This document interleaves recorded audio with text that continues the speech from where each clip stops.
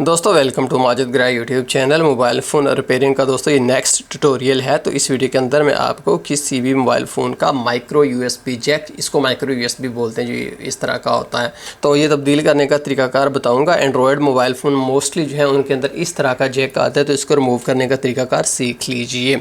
तो सबसे पहले दोस्तों देखिए कि हमने यहाँ पर हीट का यूज़ करके इस बेस को उतारना है। तो इर्द गिर्द जो हसास कंपोनेंट है वो हीट से जो है 90% जो उनका ज़ाय होने का ख़तरा है। उनमें से मोस्ट कॉमन माइक है। माइक के अंदर अगर MBC चली जाए यानी कि मदरबोर्ड क्लीनर, या इसके ऊपर हीट चली जाए, तो दोनों सूरतों में 100% ये ज़ाय हो जाता है। इसमें शक शुबे की ज़रूरत ही नहीं। इसके अलावा यहाँ पर भी कंपोनेंट बाज़त होते हैं जो हीट से उड़ जाते हैं, तो इसलिए आप उनको प्रोटेक्ट कर लीजिए। यहाँ पर जो है मैं हीट रेजिस्टेंस टेप को यूज़ करते हुए, ये देखिए मेरे पास ये सिल्वर टेप है, इसमें से आपने जो है वो 1 इंच का जो पीस ले लेना है, या 2 इंच का या 3 इंच का, जितनी आपकी रिक्वायरमेंट हो। ये देखिए मैंने ले लिया है। इसके अलावा भी हीट रेजिस्टेंस टेप होते हैं, जैसे कि अगर ये देखें तो आप ये पेपर टेप, ये देखिए इस तरह का पेपर होता है, इस तरह का। और इसके अलावा अगर आप देखें तो ये भी हीट रेजिस्टेंस टेप है, इस तरह की होती है। तो ये आप चाहें तो ये भी यूज़ कर सकते हैं। ये हीट रेजिस्टेंस टेप अच्छा काम नहीं करती, ये पेपर टेप अच्छा काम करती है, बट यहाँ पर मैं सिल्वर टेप यूज़ कर रहा हूँ। जो भी आपके पास अवेलेबल हो, मकसद हमारा हीट को रोकना है। तो अगर डॉक्टर वाली टेप जो मेडिकल स्टोर से मिलती है वो भी आप यूज़ कर सकते हैं। यहाँ पर इस माइक के ऊपर रख के मैं इसको पीछे से टेप को प्रेस कर देता हूँ अच्छे से। तो अब मेरा माइक जो है देखिए, ये मेरा माइक प्रोटेक्ट हो चुका है हीट से। अगर और भी हसास कंपोनेंट होते तो मैंने उनको भी कवर कर देना था। उसके बाद आपने अपना PCB होल्डर लेना है, इसको ज़रूर इस्तेमाल करना है। एक इस तरह का भी मार्केट के अंदर मौजूद है दोस्तों, और अगर आप देखें तो इस तरह के भी मार्केट के अंदर मौजूद हैं, और इसके अलावा अगर आप देखें तो इस तरह के भी मार्केट के अंदर मौजूद हैं। जो भी आपको मिल जाए वो ठीक ही ठीक है। तो यहाँ पर मैं ये वाला यूज़ कर लेता हूँ। हमारा मकसद जो है किसी ख़ास टूल के ऊपर नहीं, बल्कि हमारा मकसद होता है कि हमारे काम को इजी बनाना। तो इस PCB होल्डर के अंदर मैं जो है इस PCB को लगा देता हूँ। ये देखिए जी लग गया। उसके बाद आपने इसको अपने बिल्कुल सामने रख लेना है। उसके बाद दोस्तों आपने इसके ऊपर फ्लक्स इस्तेमाल करना है। मैं जो है यहाँ पर M-Tech का जो है वो फ्लक्स यूज़ कर रहा हूँ, क्योंकि काफ़ी सस्ता होता है। यहाँ पर मुझे हाई क्वालिटी फ्लक्स जो है उसकी ज़रूरत नहीं, बस सस्ता सा फ्लक्स हो तो काफ़ी है। यहाँ पर जो है एक गंदम के दाने के बराबर जो है हर पॉइंट के ऊपर आपने रखना है, आधे गंदम के दाने के बराबर, इस पॉइंट पर और ये जो पीछे वाले पॉइंट हैं इन पर भी।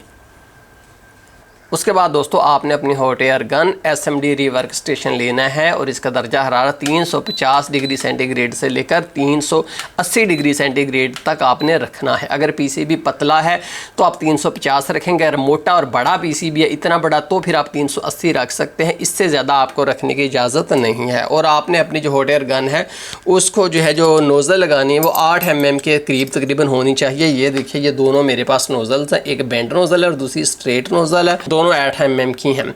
ये देखिए मेरे पास Type-C जैक है, तो अगर आप इसके अंदर Type-C जैक डालें तो ये देखिए बस मामूली सा फ़र्क है, यानी कि अगर थोड़ा सा जैक और लंबा होता तो इसके अंदर एग्जैक्टली पूरा आता। दूसरी बात यह है कि अगर आप बेंड नोज़ल लेंगे तो आपको टेम्परेचर 20 डिग्री ज़्यादा रखना पड़ेगा, क्योंकि बेंड नोज़ल जो है टेम्परेचर थोड़ा सा कम कर देती है, स्ट्राइट नोज़ल से टेम्परेचर हाई निकलता है। तो मैं अपनी नोज़ल लेता हूँ स्ट्राइट नोज़ल, और मैं अपना जो है 350 डिग्री सेंटीग्रेड रखने के बाद अपना SMD रीवर्क स्टेशन लेता हूँ, और इसको जो है वो मैं नोज़ल लगा देता हूँ। एक हाथ में मैं ट्वीज़र ले लेता हूं, और यहाँ पर मैं इसके ऊपर जो है हीट देनी शुरू कर देता हूं।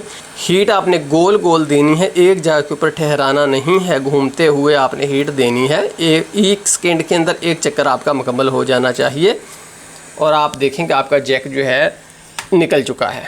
उसके बाद दोस्तों हमने इन पॉइंट्स के अंदर भी सोल्डर निकालना है, और ये भी सोल्डर उठाना है। ये सोल्डर उठाना नहायत ही ज़रूरी है, ताकि हम अपनी नई बेस को इस जगह के ऊपर कबल आज इसको इंस्टॉल करने के देख सकें कि आया वो अच्छी है या नहीं। तो उसके लिए जो है मैं यूज़ करूँगा डीसोल्डरिंग वायर। मैकेनिक का R350 मॉडल है, और 1.5 mm विड्थ वाला है। आप और भी किसी कंपनी का यूज़ कर सकते हैं, जैसे रिलाइफ का है या 2UUL का है, और बहुत सारे हैं, सारे ही अच्छे हैं, बट आपने घटिया क्वालिटी का जो है वो नहीं यूज़ करना, वो काम कोई नहीं करता। यहाँ से मैं तकरीबन 1 इंच का जो है एक पीस ले लेता हूँ, और इसको मैं ट्वीज़र से जो है पकड़ लेता हूँ। ये देखिए ट्वीज़र से आपने पकड़कर इसके ऊपर जो है वो फ्लक्स अप्लाई कर देना है। फ्लक्स आप कोई भी अच्छे वाला अप्लाई कर सकते हैं, बट यहाँ पर भी आपने घटिया फ्लक्स जो है वो अप्लाई नहीं करना। इसके ऊपर भी अप्लाई कर देना है, और इन पॉइंट के ऊपर भी हल्का सा आपने लगा देना है। 380 डिग्री सेंटीग्रेड से लेकर 420 डिग्री सेंटीग्रेड के दरमियान आपने टेम्परेचर रखना है। मैंने 420 डिग्री सेंटीग्रेड रख लिया और उसके बाद आपने अपने सोल्डरिंग आयरन का हैंडल उठाना है और इसको विनर पेस्ट, ये जो सोल्डरिंग पेस्ट होती है, इसके अंदर डालकर आपने अच्छे से जो है इसको नीट एंड क्लीन कर लेना है। और ये स्क्रबर वायर है, ये नहीं कि बर्तन धोने वाला जो स्क्रबर है, इसके अंदर डालना है। याद रखिए कि इस प्रोसेस के दरमियान अगर मैं 100 दफ़ा मैंने सोल्डरिंग आयरन यूज़ किया तो मैं एक दफ़ा ही बता रहा हूँ कि मैं यहाँ से सोल्डरिंग आयरन को उठाकर इस पेस्ट के अंदर डालकर फिर ये जो स्क्रबर वायर है इसके अंदर डालकर इसकी जो बिट है आगे से उसको चमकदार करके ही मैं यूज़ करूँगा। पहले आपने विक को रखना है, इसके ऊपर सोल्डरिंग आयरन को रखना है और आपने यूँ जो है घुमा देना है। ये देखिए पॉइंट सारा खाली हो गया। दूसरे के ऊपर रखिए, घुमाइए। यूँ आप जैसे ही पॉइंट्स के ऊपर से गुजरते जाएंगे तो यहाँ से तमाम सोल्डर जो है ये विक जो है चूस लेगी और ये पॉइंट जो है बिल्कुल खाली हो जाएंगे, कुछ भी यहाँ पर बाकी जो है नहीं रहेगा। लेकिन फ़र्ज़ कर लीजिए कि ये पॉइंट जो है बाज़ का खाली नहीं होते, हो जाते हैं 100% हो जाते हैं, लेकिन नए लड़कों से नहीं होते। तो उनको मैं बता देता हूँ कि उन्होंने यहाँ पर क्या करना है। ये दूसरा पीसीबी मेरे पास है। ये देखिए यहाँ पर काफ़ी ज़्यादा फ्लक्स मौजूद है, तो मैं आपको रिमूव करने का तरीका बता देता हूँ। आपने जो है डी सोल्डरिंग वायर को रखना है और 420 डिग्री सेंटीग्रेड के ऊपर गर्म सोल्डरिंग आयरन को इसके ऊपर रख के आपने जो है दोस्तों रिपीटेडली आगे पीछे आपने करते ही रहना है। और अगर ये वायर भर जाए तो आप जो है नई वायर ले लीजिए। फ़र्ज़ कर लीजिए कि ये पॉइंट है, इसमें से निकला ही नहीं, मैं कहता हूँ कि शायद किसी एक में अड़ जाए। ये देखिए ये 2 पॉइंट पीछे वाले इनमें से नहीं निकला तो अव्वल तो ये निकल जाएगा, 99% निकल जाएगा। अगर कभी अड़ जाए ना तो आपको बता देता हूँ कि ये मैंने इंजेक्शन वाली डॉक्टर वाली सुई ली है जो इंजेक्शन के आगे होती है। इसको पॉइंट के ऊपर रख के मैंने फिर इसको गोल गोल घुमाना है। ये देखिए किस तरह से घुमाना है। ये पॉइंट जो है खुल चुका है। नीचे से मैं आपको दिखा देता हूँ, आपको नज़र आ रहा होगा कि ये पॉइंट खुल चुका है। तो इंजेक्शन वाली नीडल से भी आप खोल सकते हैं। उसके बाद दोस्तों आपने थोड़ी सी रुई लेनी है और इसको अपनी ट्वीज़र के ऊपर लपेट लेना है और उसके बाद आपने जो है MBC क्लीनर लेना है और उस रुई के ऊपर डाल देना है। क्लीनर आप कोई भी ले सकते हैं, इस तरह का जो मैकेनिक का है वो भी आप ले सकते हैं। मैं आपको दिखा देता हूँ, ये देखिए ये भी आप ले सकते हैं। और अगर ना हो तो मार्केट के अंदर मुख्तलिफ तरह के क्लीनर मिलते हैं, जो भी आप ले लें सारे ही काम कर जाएंगे। और यहाँ पर जितना फ्लक्स है इसको आपने अच्छे से रिमूव कर देना है।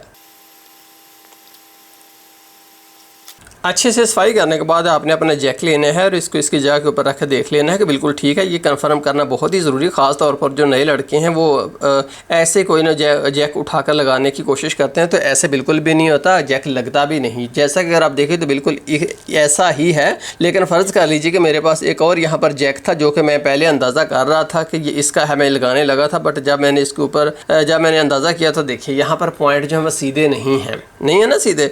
तो इसलिए जो है इसका ओरिजिनल जो जैक है बिल्कुल 100% उस जगह के ऊपर ठीक है, वही आपने लेना है। क्योंकि जैक की बहुत सारी जो है किस्में मार्केट के अंदर मौजूद है, बहुत तरह के हैं। जैसे कंपनी किसी का दिल करता है वैसे ही जैक जो है वो बनाना शुरू कर देते हैं। जैसा कि अगर आप देखें तो मैं आपको चंद एक जैक दिखा देता हूँ। एक देखिए ये भी एक जैक है, इस तरह के भी हैं। ये और साइज़ है, ये और साइज़ है, ये और साइज़ है, ये और शेप है, ये और शेप है। तो बहुत सारी शेप के जो है मौजूद है। जो 100% है वो आपने शॉप से ख़रीदना है, ऐसे ना हो कि कोई और लगाने की आप कोशिश करें। उसके बाद ये लिखिए जैक मैंने इसकी जगह के ऊपर जो है वो रख दिया है। और उसके बाद दोस्तों आपने क्या करना है कि आपने लेना है सोल्डर वायर। तो ये देखिए ये मेरे पास सोल्डर वायर है HXT 100 मैकेनिक का 0.4 mm का सोल्डर। ये मोटा सोल्डर नहीं है, जैसा कि ये देखें तो ये 0.8 mm का है। ये अगर आप देखें तो ये 0.4 mm का है। 0.4 mm वाला आपने लेना है मोबाइल फ़ोन रिपेयरिंग के लिए। बड़ा सोल्डर जो है वो अच्छा काम नहीं करता, नए लोगों को प्रॉब्लम ज़्यादा होता है। उसके बाद आपने अपना सोल्डरिंग आयरन लेना है। और मैं आपको बता दूं कि सोल्डरिंग आयरन में कौन सा यूज़ करता हूं। मेरी पसंदीदा बिट है C210। मैं आपको दिखा देता हूं अपनी पसंदीदा बिट, जो नए लड़के हैं पुराने हैं सब के लिए बेस्ट है। थोड़ा सा महंगा होता है, सोल्डरिंग आयरन होता है। ये देखिए C210, बट ये बहुत अच्छा काम करता है। C210 बेहतरीन सोल्डरिंग आयरन है मेरे नज़दीक। और इसकी जो बिट आपने यूज़ करनी है बैंड बिट यूज़ करनी, बैंड बिट बेहतरीन चीज़ है। मैं मुख्तसर बता रहा हूँ, लंबी नहीं छोड़ रहा, आप फिर नाराज़ होते हैं। बट ये जो बिट है ज़बरदस्त ज़बरदस्त है। उसके बाद आइए जी अब हम अपनी बेस लगाने का प्रोसेस शुरू करते हैं। तो सबसे पहले आपने जो है वो लगानी है पॉइंट साइडों वाले, ठीक है। आपने वायर रखी है, उसके बाद आपने जो है अपने सोल्डरिंग आयरन की टिप को रखना है और वायर को पीछे से जो है थोड़ा सा अंदर से अंदर घुसाते जाना। ये देखिए लग गया ना। यहाँ पर इस पॉइंट के ऊपर आपने सोल्डरिंग आयरन रखना है और बिट को थोड़ा सा आपने जो है वो इसकी एग्जैक्ट जगह के ऊपर कर देना है।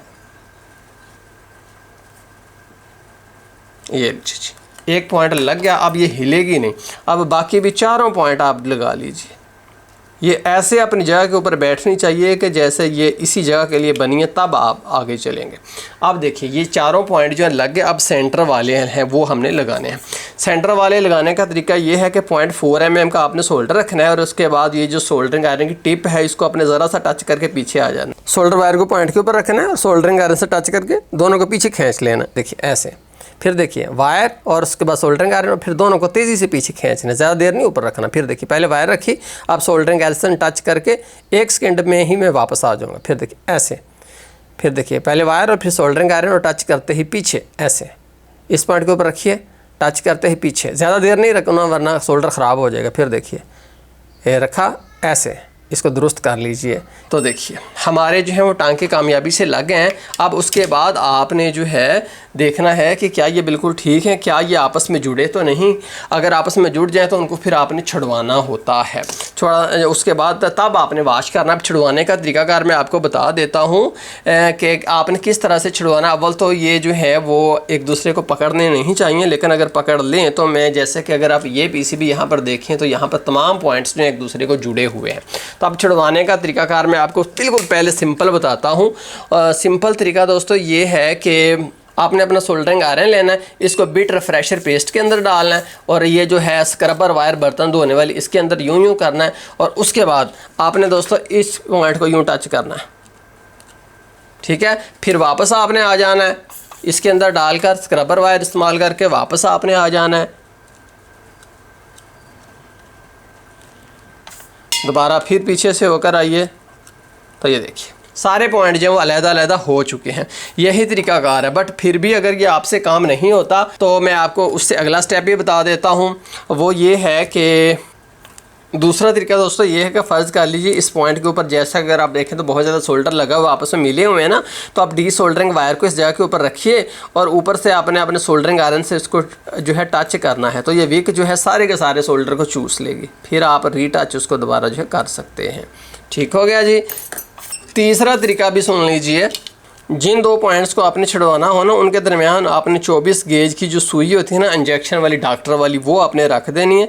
रखने के बाद आप एक तरफ से जो है एक तरफ से दबाएंगे तो ये सुई दोनों पॉइंटों को अलग-अलग कर देगी। सुई को आगे पीछे करता हूँ मैं और उसके बाद बिट को उठाकर बाद में मैं सुई को भी उठा लेता हूँ। तो ये देखिए दोनों पॉइंट्स जो हैं वो अलग-अलग हो गए। आप कोई भी इनमें से टेक्निक्स जो है यूज़ कर सकते हैं। यहाँ पर अगर आप देखें तो ये पॉइंट ज़बरदस्त लगे हैं। उसके बाद हमने इसको जो है वाश करना, तो उसके लिए मैं इस ब्रश के ऊपर MBC के चंद कतरे डालता हूँ और उसके बाद मैं इस जगह को साफ़ कर लेता हूँ। मैं डायरेक्ट PCB के ऊपर जो है MBC को नहीं डाल रहा, मैं ब्रश को ही गीला करके जो है इस जगह के ऊपर फेर रहा हूँ। दोस्तों जैसा अगर आप देखें तो हमारी जो है चार्जिंग पोर्ट है बड़े अच्छे तरीके से लग चुकी है, बेहतरीन लग चुकी है। लेकिन अगर आपको इस दौरान कोई भी मसले मसाइल आते हैं ना तो उसके लिए कमेंट्स के अंदर आप जो बताया करें। अगर आप कमेंट्स के अंदर बताते हैं ना तो मैं भी बढ़कर बाज़ का रिप्लाई कर देता हूँ, जबकि बहुत सारे जो नए टेक्नीशियंस हैं पुराने हैं वो यहाँ पर फोरम के अंदर मौजूद होते हैं। हम सब एक दूसरे को रिप्लाई करके एक दूसरे के नॉलेज में इजाफा कर देते हैं। तो आप कमेंट्स के अंदर आप अपने मसाइल पूछा करें, मेरे कमेंट्स में इजाफा करने के लिए नहीं, एक दूसरे को हेल्प आउट करने के लिए। तो बहुत शुक्रिया। अगर आपको पसंद आई है तो अगर आप चाहें तो हमें सपोर्ट कर सकते हैं। बहुत शुक्रिया माजिद गुराई यूट्यूब चैनल देखने का। अल्लाह हाफिज़।